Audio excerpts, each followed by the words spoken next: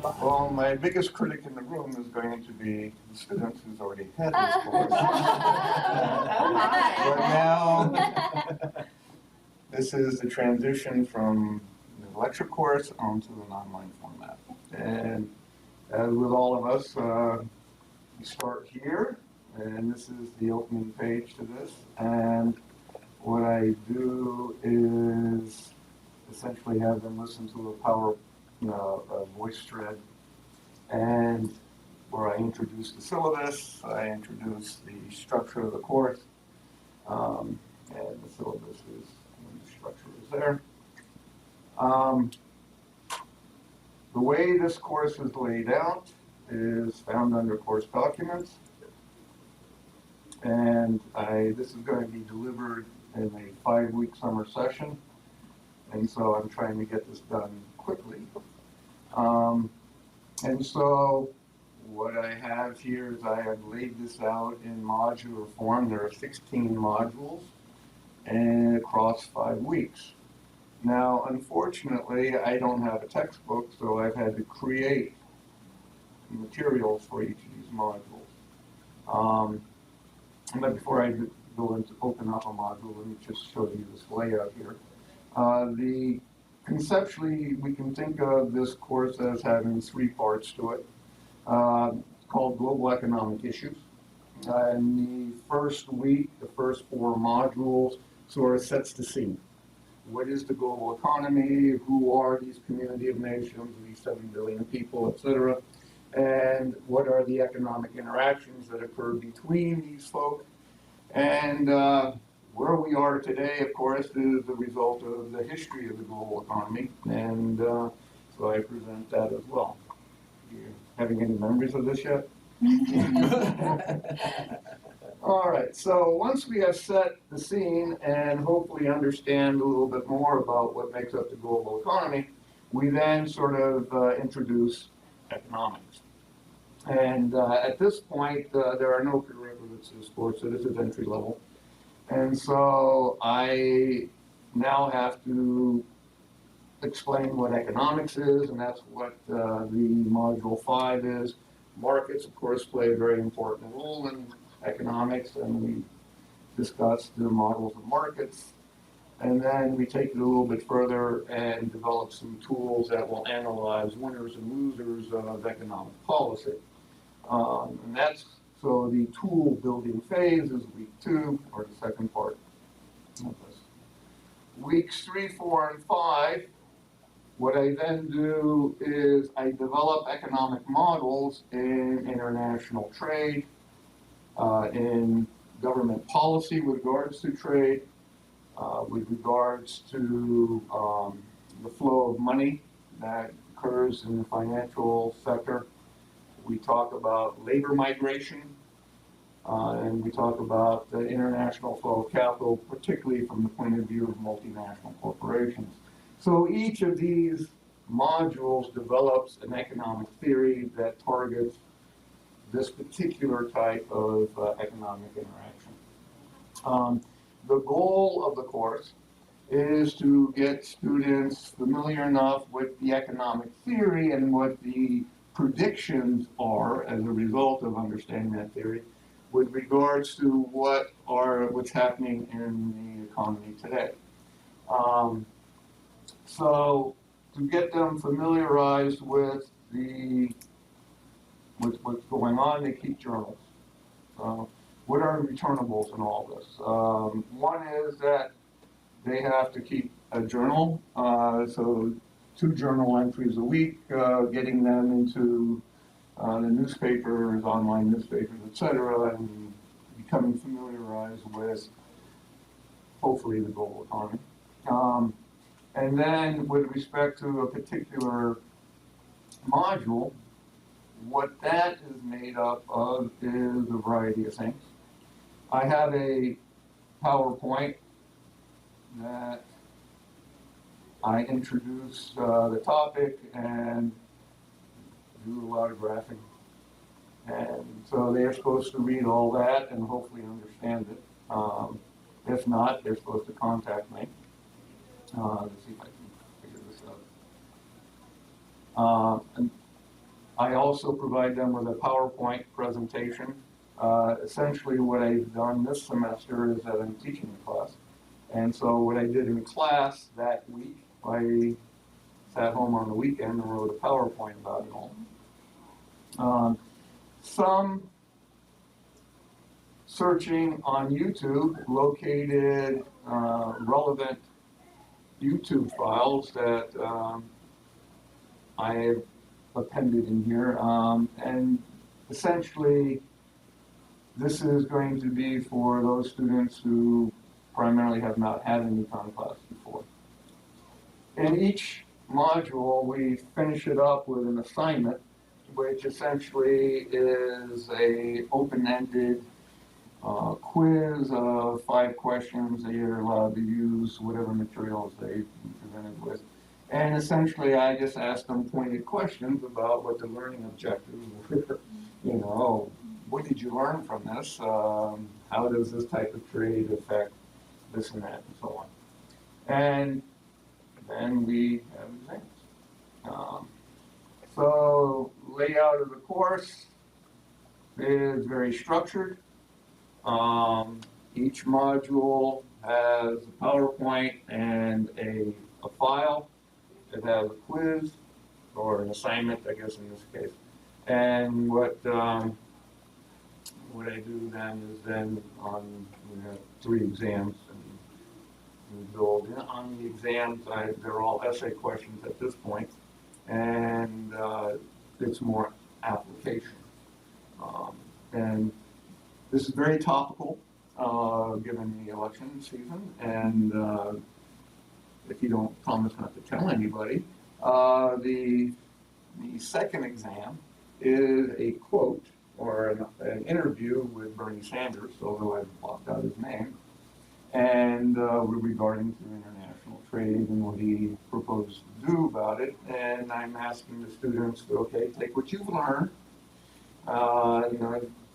This is primarily China-U.S. relations, and which is the relevant model for that?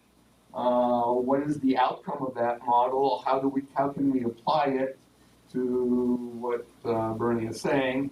And he proposes some policy prescriptions, and what do you think about those and the unintended consequences? So very leading, but getting them to try to take what they've learned and apply it to a very tough interview. The last exam is, actually the second exam is where I'm taking a graph that was generated from NYU that plots the growth in income globally over the past 20 years. And essentially, the outcome of this is that the very poorest of the poor are poor, and that's stay poor. But there is a big swath of low and middle income nations who have had tremendous growth in their income in the past 30 years. And then way over on the right end, the very rich have had a very big growth in their income. And then there's a big valley. And that big valley is, of course, the working class of high income nations. And so between international trade, international migration of labor, and international flow of capital, all 3 of these things have reinforcing effects that would lead to exactly that outcome. And I'm trying to get them to now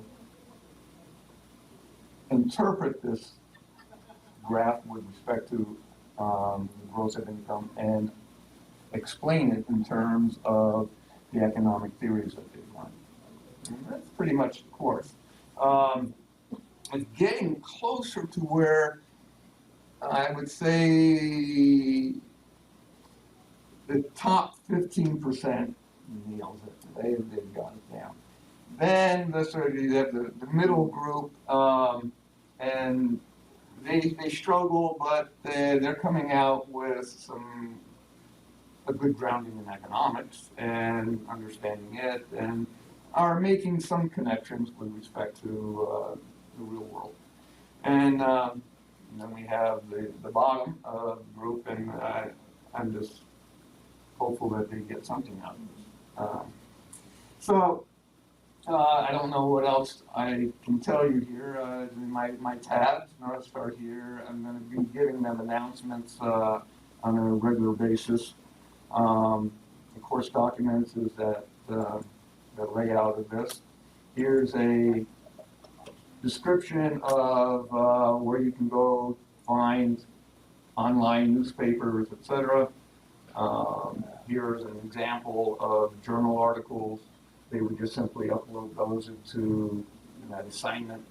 The assignments themselves for each module is a downloadable Word document, which they can then write on and then upload back into the assignment Blackboard facility. Larissa, my God, has helped me with rubrics for all this, and rubrics open up with the assignments and the journal, so they will have that as they write them. Questions? Do you have weekly discussions, or how do you do your discussions? I don't have weekly discussions. What I do with discussions is I have some threads here with respect to if they have questions Okay. about material. Okay. So we'll start threads on that, and so I can communicate with more than one at a time on email. But primarily the second of these threads is, we'll build discussions on each of the modules. That's awesome. That's a That's good way. a great idea. Yeah. And Larissa suggested rather forcefully that we have this introduce yourself thing. So I said yes. I've learned.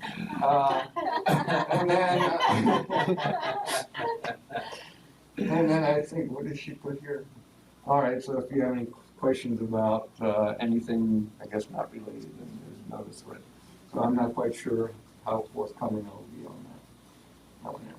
So I begged, borrowed, and stole things, particularly with this, with help online and Blackboard, etc.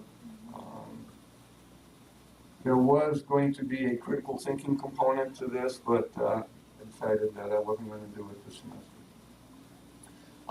Where am I in this? At this point is that all the content is done.